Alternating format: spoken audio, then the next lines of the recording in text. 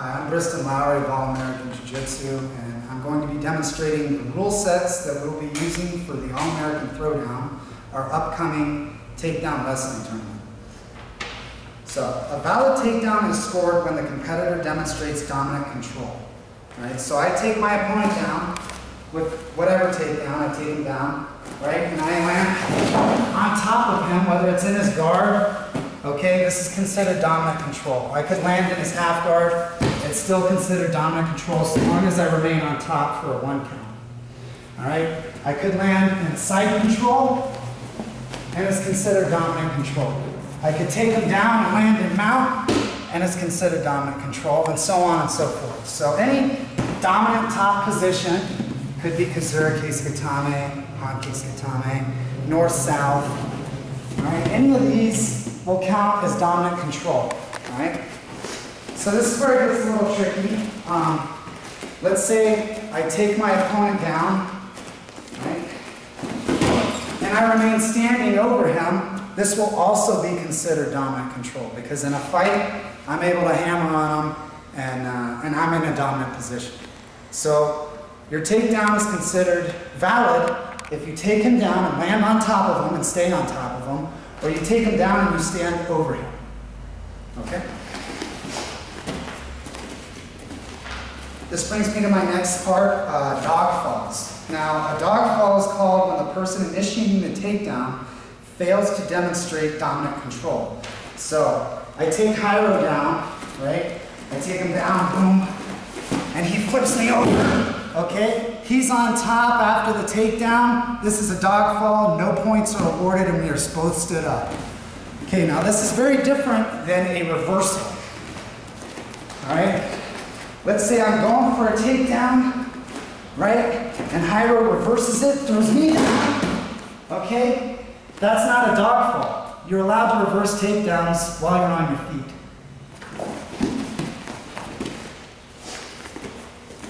Another example of a dog fall would be considered a failed shot. All right, so let's say I come in and I do a double leg, boom, cross faces and sprawls, and he holds me down. Okay, 1 for 1 count, 2, whatever. Now we're both going to stand up. It's a dog fall, no points are awarded. All right, so I want to reward people going for takedowns. Okay.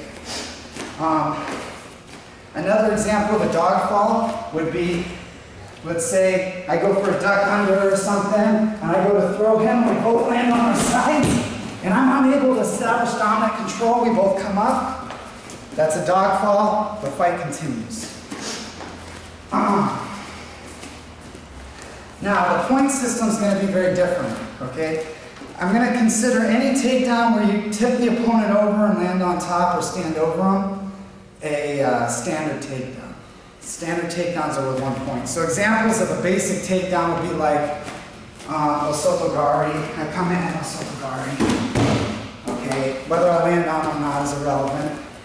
A double leg. Basically anything where I tip him over and I show dominant control is a standard takedown. Alright? That's worth 1 point. Standard takedowns are worth 1 point. Okay, now a dynamic takedown would be any takedown where I make my opponent flip end over end and I show dominant control. Okay? So, dynamic takedowns are worth 2 points. Alright? I make my opponent flip end over end and I get on top, that's worth 2 points. Okay, now this separates the dynamic takedown from the next takedown, which is considered a perfect takedown. Alright, perfect takedowns are worth 3 points, and those will be awarded if I make my opponent flip end over end and I remain standing. So if I'm able to remain standing after I do my big hip toss, alright, that's worth 3 points. Okay, so any takedown where you make your opponent flip end over end and you remain standing is worth 3 points. The next thing is stalling. Okay, so if Jairo and I are fighting and I keep pushing Jairo away every time he tries to engage, I don't want to fight him. I don't want to fight him. I'm backing up. Maybe I'm up on points and I'm trying to run the clock down. I will be given a warning for stalling.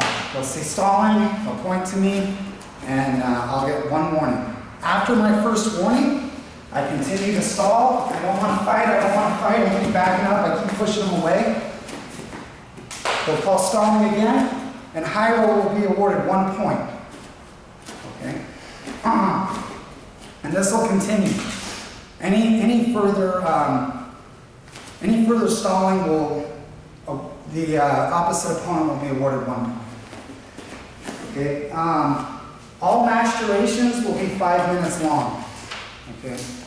In the event of a tie, matches will be decided by sudden death overtime. So if Hyro and I are tied in points, at the end of the match, they'll go into sudden death overtime, meaning whoever gets the first takedown wins. Right? Any competitor demonstrating intent to injure will be disqualified and possibly barred from any further competition. So intent to injure would be purposefully trying to hurt your opponent. So say Hyro here picks me up and he tries to slam me on my head, right? He tries to boom, slam me on my head, and he did it on purpose, and the ref deems it was on purpose, she'll be immediately disqualified and possibly barred from any further competitions that we host. Uniforms, okay? Competitors may wear board shorts like this, a rash guard, or a t-shirt. They may go shirtless if they're male. You also may wear a singlet or wrestling shoes. You can go barefoot, of course. You can wear headgear to protect your ears. You're also allowed to wear soft knee pads and a protective cup. Thank you very much, and please feel free to look in the comments section of this YouTube video if there's anything I failed to cover. I'll also post the weight classes for this competition. Again, thank you very much for your interest in our competition.